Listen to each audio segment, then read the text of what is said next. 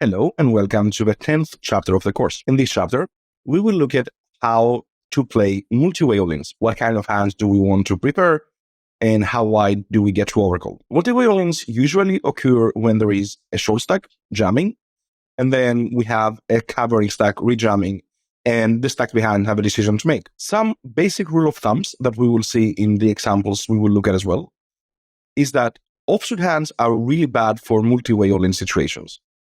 We want to be suited, and generally ace-X aren't very good candidates because they are just dominated very, very often. The main factors that determine which kind of hands we want to be calling are how many ranges are we up against. The more ranges that we're up against, the more we want to lean towards overcalling suited connected hands instead of high card hands. And then also, it depends on how strong the range we're up against is. Against one stronger range, so short stack jamming, and one strong range rejamming, then we want to be calling high card heavy hands. Against multiple ranges, as I said, we want to move more towards suited connected hands and avoid the high card ones. Again, this has to do with how often we are dominated.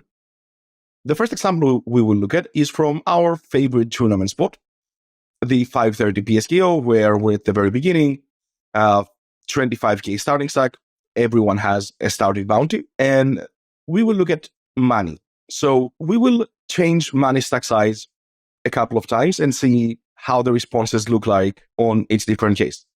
So first, let's assume that money has 5 big blinds.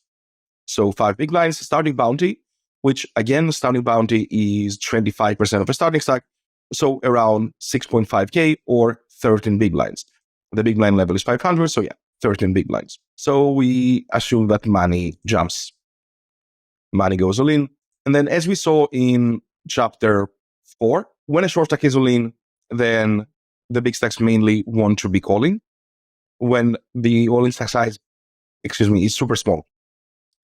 So in this example, when money jumps for 5 big blinds, MP, the stack right next, who has 48 big blinds, is playing a call-only strategy. No jumps and no 3-bets. So in this case, we're not really going to spend too much time on what MP is doing, just to have a look around at how stuff are supposed to play out. After MP calls, then the other positions are also supposed to play a very, very call-heavy range. For example, the cutoff, who is the main covering stack, we can see that only plays calls as well. The reason is that the effective stack size is pretty large, and cutoff wants to VPIP a pretty wide range as well in this situation, covering both the all-in player and the calling player. Therefore, in order to maximize the amount of hands that he wants to VPIP, he plays a call-only strategy. Now, after a bunch of calls, though, the strategies start becoming more aggressive. For example, in this spot, the small blind, who has 50 big blinds.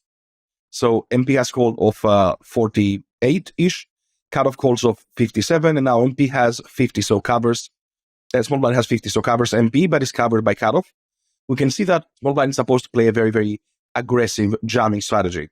Of course, still a bunch of overcalling hands, given the great odds, but wants to switch to a much more aggressive kind of strategy. After the small blind jumps, then MP is also supposed to call very, very wide, but we can see that because small blind's range is reasonably strong, it's going to be pocket pairs, broadways, ace-X, and not like suited connectors or anything like that, then MP wants to call a high card heavy range. So we're folding hands like 9-8 suited and the suited connectors, just calling pocket pairs and strong high cards. But yeah, as I said, I don't want to spend too much time on what happens when MP calls. Instead, we want to look at what happens when there is a rejam. So the more positions move towards the big blind, the more people want to be jamming instead of calling. So for example, the hijack is still calling a bunch, but is also playing a jamming range against a 5 big blind jam. Once the hijack jams, then the cutoff wants to overcall really, really wide. Why is that? Well, because first of all, the hijack's jamming range isn't too strong. A lot of the top range is supposed to be calling and trapping. And then also, the odds the cutoff is getting are just too large, too good. There is the 5 big blind jam, which adds, as we said, 13 big blinds to the pot with the bounty. Then there is the 44 big blind jam, which adds another 13 big blinds in the pot by the bounty. So even though the cutoff needs to call 44 for 51 at the moment, we also need to add the other 26 blinds by the bounties. So the cutoff actually needs to call 44 for 77-ish, 77 and a half. Therefore, many hands get the odds to call. Now here we already start seeing a shift towards more suited hands.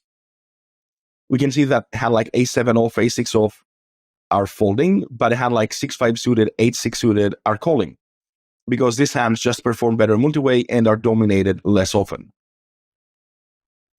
Now, once the cutoff rejumps, so now we have 3 players all in already, then we will notice what I said about the suited hands to an even greater extent.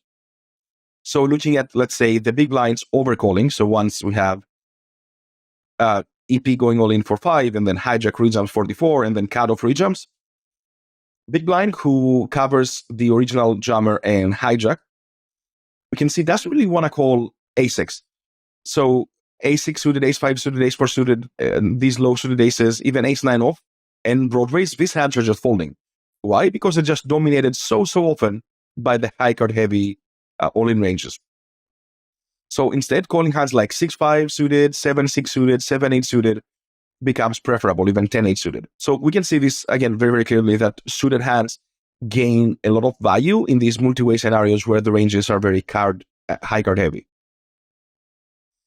Same goes for the small blinds calling range. You can see, again, a preference towards suited hands, suited connected hands, and not high cards.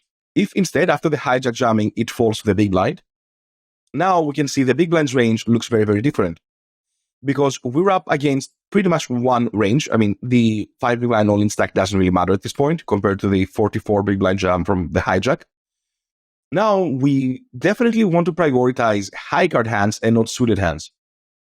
You can see now we're calling hands like Ace5 off, Ace7 off, but we are folding the suited connectors. We're calling Ace3 suited, a lot of hands like that. Again, the reason is that against one range, the chances that these hands are dominated is way smaller. So Ace3 suited will get it in against like King Jack suited, King Queen suited, King, even the offsuit Broadways pretty often. And I think this is a very important thing to realize, that against one range, we want to stick towards high cards, and against multiple ranges, we want to move more towards suited connected hands. Now, let's go back to the 5 big blind jam, and let's assume it falls to, let's say, the cutoff, who is the covering big stack. Because, again, the cutoff wants to call a very wide range, we see not too many jams, and it's mostly middle strength hands that are jamming. We don't jam a hand as strong as like Ace King offsuit. We want to be calling and trapping with that. Now, against the cutoff jam, again, the same thought process applies, where against one range, we want to stick towards high cards. You can see the small blind is calling a very high card heavy range. Same goes for the big blind, even folding like 10-9 suited hands like that, but calling Ace5 off. But then if the cutoff jumps and the small blind calls, now the big blind is folding a lot of suited aces and offsuit ace-x and just calling again suited connected hands. You can see here very clearly that ace-x are just really bad hands for multi-way all-in situations, because we're just dominated super often. We can see we'd rather call Jack 10 off than Ace7 suited or Ace9 off. Obviously, Ace9 off and Ace7 suited are way stronger hands in terms of absolute strength, but in this case, it's all about not being dominated and performing well against multiple ranges. In the event that after the 5 big blind jams, it falls to the small blind is again jamming a lot of the middling part of his range. And against this type of range, again, we want to stick towards high card hands. You can see the big blind is folding like 9-8 suited, King 7 suited, King 6 suited, but it's calling King 9 off. Because it's all about dominating the small blind and not being dominated by the small blind. Which is why, even though King 7 suited is usually a stronger hand than King 9 off, here we'd rather have King 9 off. Same goes for something like Queen 10 off. So folding suited, calling high cards against one range. Right, next I will adjust the jamming stack size. So money will go from having 5 big blinds to having 10 big blinds. And then we see what changes then. Again, mostly jamming, not many raises for the short stack. And now that the all-in is a bit bigger, we actually want to have way less calls and way more jams. Again, the reason is that at this point, with 10 big blinds as the all-in stack and the 13 blinds by the bounty, there's basically not much room for calling and then folding against more jams. So players generally want to play just a rejam strategy since there is no calling and then folding. MP, we can see, goes with about 15% of the hands and a very linear, high card heavy kind of range. The same thought process applies that after MP jumps and it goes to the cutoff, then again, cutoff wants to go mostly with high cards, but once the cutoff rejumps, so now we have 3 players all in already, the other stack sizes really want to avoid the high cards.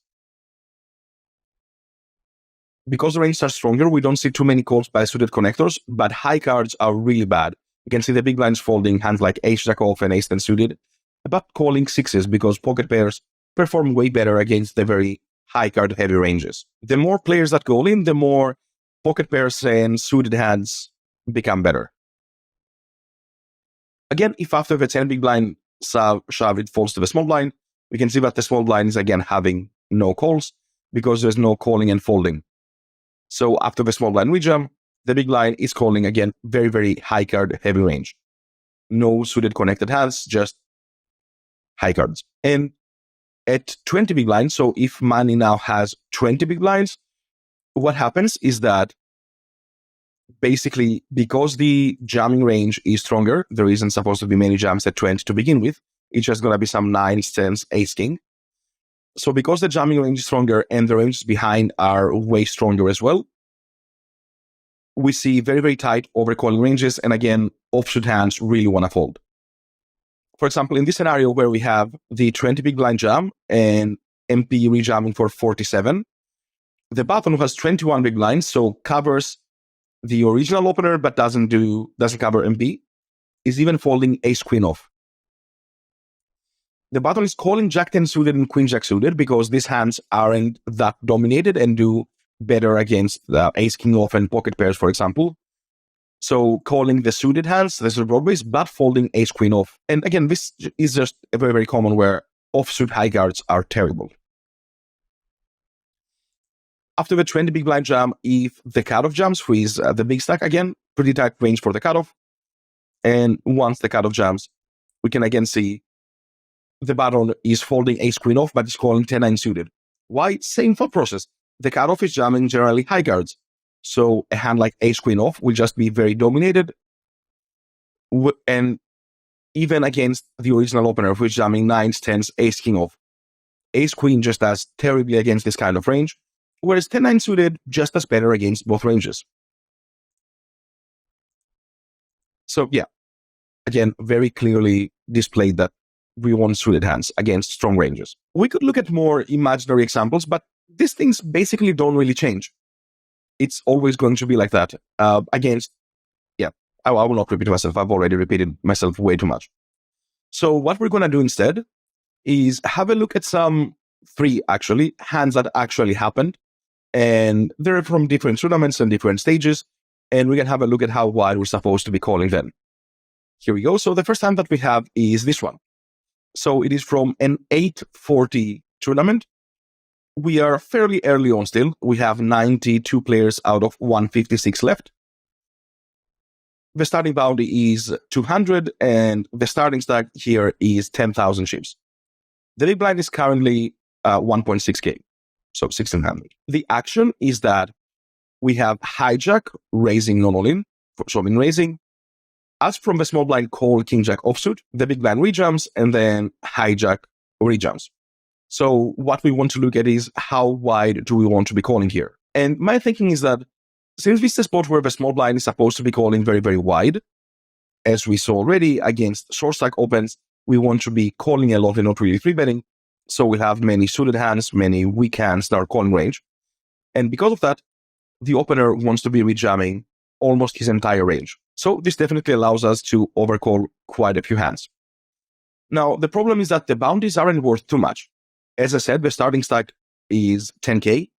And at this stage of the tournament, we have maybe 65% of the field left or so. So with that, we can assume that a bounty is worth about 29-ish%, like 28% of a starting stack. So 2.8k. Therefore, the two bounties together add 5.6k to the pot, which is less than 4 big blinds, right? Because 4 big blinds would be 6.4k and we have 5.6. So yeah, like 3.5 big blinds to the pot. So the bounties aren't very relevant here. Let's have a look at the solution. So hijack min raises and ask from the small blind. We can see that, yeah, we're supposed to be calling really, really wide. We're not supposed to have any non-all-in free bets. For jamming, we want to have pocket pairs. You can see very clearly pocket pairs benefit from jamming, all of them. And suited middling hands and offsuit ace-x. This is basically our jamming range. We want to be calling very wide, up to 9-8 off, 10-9 off, Jack-9 off, like Jack-D suited, 5-D suited. So super wide calling range. And King-Jack is just pretty much going to be a pure call. After we call, the big blind is supposed to jam very linearly. So 6s plus, suited aces, King-Jack suited, King-Queen off, Ace-8 off plus. Just super linear kind of range. He's also supposed to overcall pretty wide because since the small blind's calling range is so wide, then big blind gets to overcall wide as well. But let's focus on the jamming now. So after the big blind rejumps, the hijack does indeed get to rejump almost all of his opening range. The only hands that are folding are going to be some like King-9 off, some suited 7s, a bunch of these hands. So just the weakest ones. And after the hijack 4 bets, we from the big blind get to call almost everything we called with. We're only folding the absolute weakest ones. We can see a preference towards high card hands and not like bad suited ones, because since the hijack is jamming his entire opening range pretty much, then a hand like King-9 off, King-10 off, King-Jack off will just end up overperforming compared to a hand like, say, 6-4 suited. And we can say 6-4 suited is making $11, whereas King-Jack is making $106. So definitely preferring the high card hands. King-9 off is making a lot more than these suited hands as well. Like a hand like, let's say 7-5 suited is making 12.8, whereas King-9 off is making 25.4. So because we're up against pretty much one kind of range, I mean, the big blind doesn't matter that much because he's supposed to be jamming pretty wide. And hijack is jamming pretty wide as well. So not many ranges, not strong ranges. Therefore, we prefer high card hands over suited hands. The next hand is this one. So this is a 1K buy-in, and we have 64 players left out of 200. So we have about a third of the field remaining. There are 27 players paid, so we're also somewhat close to the money bubble. Not too close, but there's still some ICM. The starting stack here is 50K, so 50,000. And a starting bounty is $2,150. What happens is that we have 1, 2, 3 all in already. We're in the small blind with a good suited hand, and the big blind covers us. Just to quickly calculate the bounties, so we have 2 starting bounties, and 1 starting bounty at this point would be worth maybe 31% of the starting stack, 32%, so around 16,000 chips. And then we have a guy with 3 starting bounties. So overall, it's 1, 2, plus 3, 5 bounties into the pot, which is 5 times 16,000, which is 80K, if I'm correct. Yeah. So this means that we have about 26 blinds into the pot, right? 26 and 7 big blinds into the pot just from bounties, because the big blind's 3K, and we said the bounds are worth 87. Therefore, we're just so many dead chips. However, the problem is that we are covered by the big blind, and we do have some ICM pressure because we're a reasonably big stack and the money bubble is approaching. So how wide do we actually get it in here? Well, my immediate thoughts were that we actually want to be going fairly wide because there's just too much dead money in the pot. Suited hands will end up performing pretty well here because they will also be doing well when the big blind decides to overcall. So I think this is a spot where we should go for more suited hands and not high card heavy hands. I think this might also be a good opportunity to show you how we get to run a hand like this with like bubble ICM situations. And what we want to do is basically fill out the payouts all the way down, then fill out the stack sizes. Again, I use big blind 10, small blind 5, and then the 1.25 ante. So For example, someone that has 9 big blinds here, it would be 90 chips, and we fill out the bounties. We need to remember that we need to put double the amount we see in the lobby, because we need to put the whole bounty and not just the amount that we will be getting if we bust them. So yeah, the hijack had 250 on his head, has a 500 full bounty, cut of 500, but on 1.5k, because he had 750 on his head. Next, we need to put the player info. So remaining players, you can see it is 64. And also, if you have the information about the average bounty and the average stack size, we can put that here, what the chip average is. And next, it's just about the post-flop settings. So this is a 5-way pot, so we definitely want to allow 5 players here, not the default 4. And yeah, I covered the sizings in the second chapter of the course, so I won't go through that. Right, so we have hijack going all in for 9 blinds. Then we have cutoff rejamming. Cutoff wants to go mostly for high cards. Again, the first range, especially when covered by many people behind, just wants to go for a very high card, strong range. After the cutoff calls, then the button's overcall range looks like this. We can already see that we want to avoid ace-x and we want to avoid offsuit hands. So going very wide on pairs and calling all suited broadways, even jack-10 suited, but folding ace-9 suited, ace-10 off. Same thing we spoke about. Now, after the button rejumps, this is our strategy from the small blind. So yes, indeed, we want to be going very, very wide. And also, we can very, very clearly see again that we definitely want to have suited hands. You can see we're folding ace-9 off, king-10 off, queen-jack off, but we're getting it in with like 6-4 suited and 7-5 suited and even 9-6, 10-7 suited. Also, we'd rather get it in with ace-3 suited than ace-9 off. Again, offsuit hands perform terribly in multi-way situations. Suited give us a lot more equity against multiple ranges. Then low cards, not dominated, just performing really, really well. After we jam as well, then what the big blind, the 5th player, is overcalling, looks like this. So for the big blind, we do have a bit of a different concept. Now, what happens is that all the stacks that have jammed, as we can see, are very, very short. It's 9 big blind, 16, 14, with reasonably big bounties on their head. So for the big blind, these stacks don't really matter. Instead, what the big blind is mainly concerned with is doing well against our jamming range. We jam 66.7 big blinds, so we are the stack he needs to beat. By beating us, he becomes a super huge stack and will definitely make the money and will run over the table, yada, yada. So the big blind needs to care about the small blind range, most importantly. Doing well against the other ranges is fine, obviously, but the main concern is the small blind. So what we see is that the big blind actually wants to call a more high card heavy kind of range. Not too high card heavy, we're not calling like ace-5 off, for example, but also not calling suited connectors. So a hand like 6-5 suited is losing $157 here. For the small blind, 6-5 suited is making 60. For the big blind, calling against the small blind as well, it's just losing a bunch. So again, it's very important for us to be able to figure out when we want suited and when we want high card. In situations like this, where it's multiple very short stacks and one big stack, we care about doing well against the big stack. Now, one last thing to look at in this example is if the small blind folds, so we have hijack all in, cutoff all in, button all in, what does the big blind get to overcall?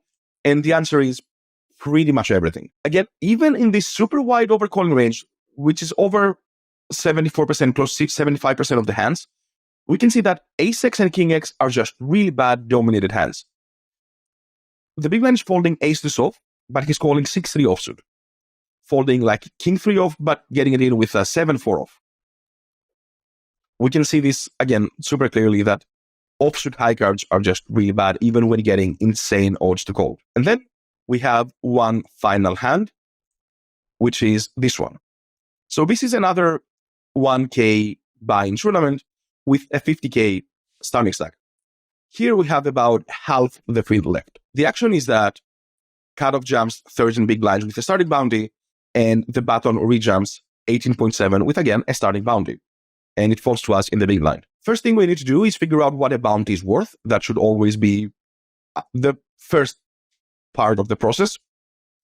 So we said that it's about half the field left. So we know a starting bounty is worth about 29% of a starting stack, and the starting stack is 50K. So a starting bounty would be worth about 14.5K. We have 2 bounties in, so that is about 30K. The big blind is 1600.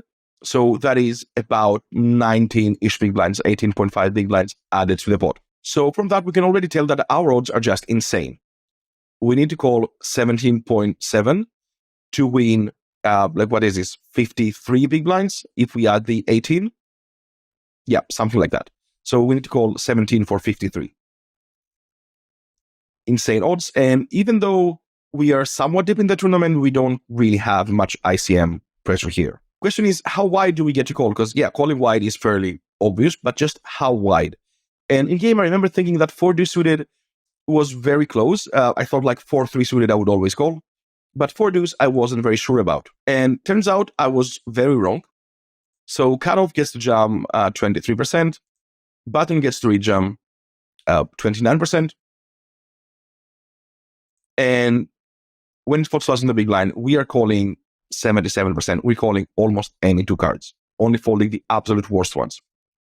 4-2 suited is making $25, so it's not amazing, but it's also not that close. The 4-3 suited is making 50, just for a comparison of how much better 4-3 suited is. A hand like Jack 10 off is making 100. Low suited aces like Ace D suited 130, Ace D off making 70. So because of how wide ranges are here, we just get to call really, really wide, and we prefer high card hands over suited ones. And I say that because, as we said, Ace Deuce is making 70, but 4-3 is making 50. To have a look at the risk premiums as well, by going up here and selecting show bubble factors, you can see that the big blind against, we can only see against one player. So big blind against the hijack jam, cutoff jam, sorry. Big blind against cutoff, we are at minus 15.4. And then we have the button as well. So we're at minus 26% risk premium. So we need 26% or 27% less equity to call them with. Yeah, that can be seen in the ranges we end up calling. And with that, I think we can wrap this chapter up. Again, the main highlights is that offsuit hands suck, Ace-6 sucks, and the more ranges we're up against, the more we want to lean towards suited hands. So, let's move on to the next one.